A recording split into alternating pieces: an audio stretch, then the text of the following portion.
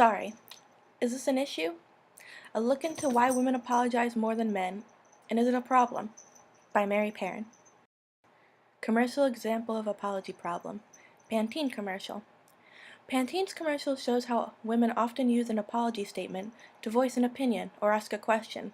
In this commercial, Pantene Sorry Not Sorry campaign asks women to tell people what they want without qualifying their needs. But is this needed?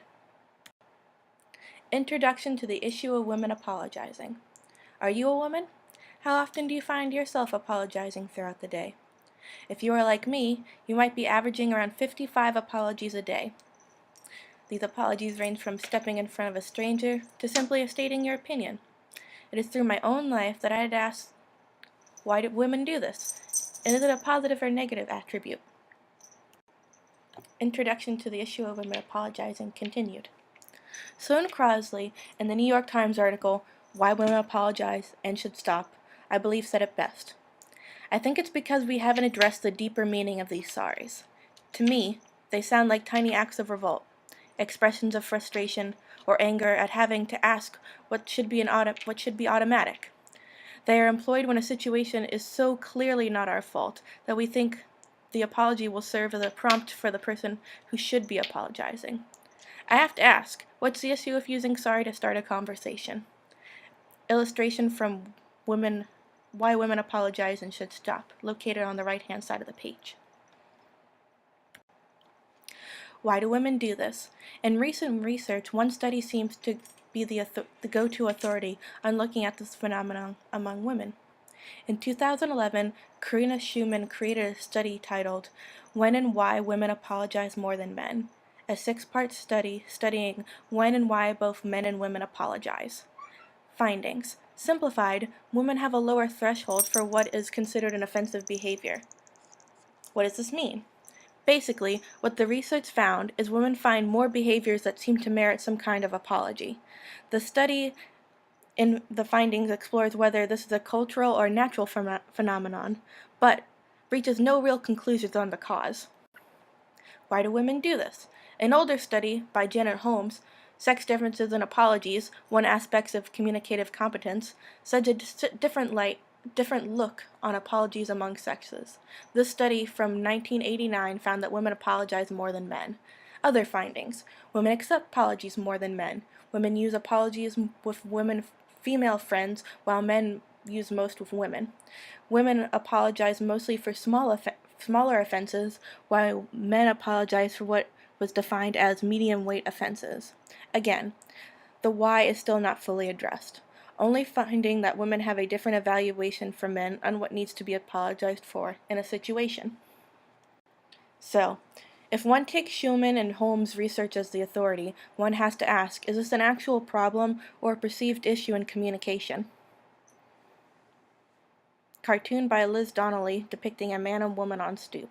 The text reads, "You have some feminine qualities, just none of the good ones," located on the right-hand side of the screen. Code switching? Holmes brings up an interesting situation where men and women change their communicative styles by what sex they are communicating with at the time, and this brings me to code switching. What is it? As defined by Gerard Mahad in Code Switching for Power Wielding, Intergender Discourse at the Workplace, he states, code switching studies often focus switches that are at play between speakers who have mastered 2 linguistic systems and who are able to communicate rapidly and effortlessly from one linguistic system to another, as circumstances change within the interaction. Is this not what we are seeing with women? Women use apology statements to one another as a way to begin a conversation. Should it matter if the conversation starts with an apology statement? Code switching continued. If women are using code switching, then it matters less if everyone understands it, as long as the intended group can understand the meaning. Code switching, although seen mostly in those who are bilingual, also has a place in cultural communication. In Obama's English, Allam and Smitherman analyze the code switching used by the President of the United States. As they put it, Mr. Obama's ability to bring together white syntax and black syntax played a critical role in establishing his identity. Their article ends with stating the norm in which one expects a president to sound is changing as the population changes. Why you should stop apologizing for apologizing. What makes an apology statement or question invalid? Is because it is seen as a feminine trait? This brings me to upspeak. What is it? Upspeak, as defined by Glamour magazine, "You're a bright woman, so what did you just say?" by Martha Burnett. You know that way of talking linguistics call upspeak, the habit of speaking so that your pitch rises at the end of a sentence and everything you say sounds like a question? New Yorker comic. Text reads, so short story long. Comic on right hand side of the page. Why you should stop apologizing for apologizing continued. Feminine speech or communication has always been seen under a critical light. Carolyn Winters' "Is It Useful to Sound Like an Idiot?" truly highlights the stigma and scrutiny of women who use upspeak. In her research of undergraduate students from William and Mary, she found female champs deploy upspeak to appear less dominant, hence more likable. The article goes to say people often associate this manner of speaking with ditziness and insecurities. Although this article seems critical of women deploying upspeak, it does give examples of how successful women use this communication to better communicate and facilitate conversation. Sorry, but let's change the conversation. Instead of asking women to change the way they communicate, why not ask males to accept it as a valid way to begin a conversation? One of the hallmarks of language is fluidity, as discussed by Ferdinand de Saussure in Course in General Linguistics. Words are not permanent in their meaning. Since language and words are arbitrary, then time can move their meaning. Thus, one can change the meaning of sorry from a way of stating one is wrong, but as a way to open a conversation or dialogue. Sorry, but what is the problem? According to Amber Max, Stop Apologizing More Than You Should, she states that women over-apologize to the point of no longer being appropriate in the workplace. Stop apologizing will help you gain financial and workplace goals. But why change? Alessandra Cinzini's piece, Whose Language, not only speaks about feminist communication, but the shaping of language. If one can reason that it is useful and fits into a set of believed ideas, then correct usage is only dependent upon the success of its use.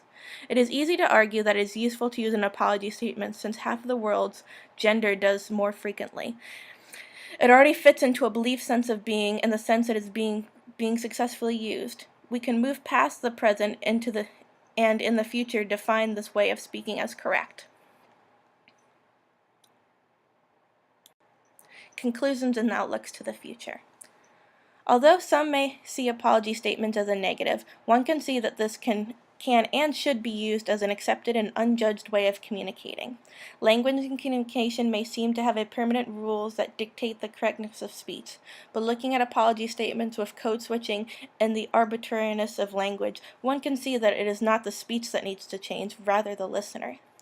Society is always asking women to change because of what they are doing is somehow deemed incorrect. I say, let us stop asking women to change or conform and start listening to the women and the way they communicate. Thank you. Bibliography listed.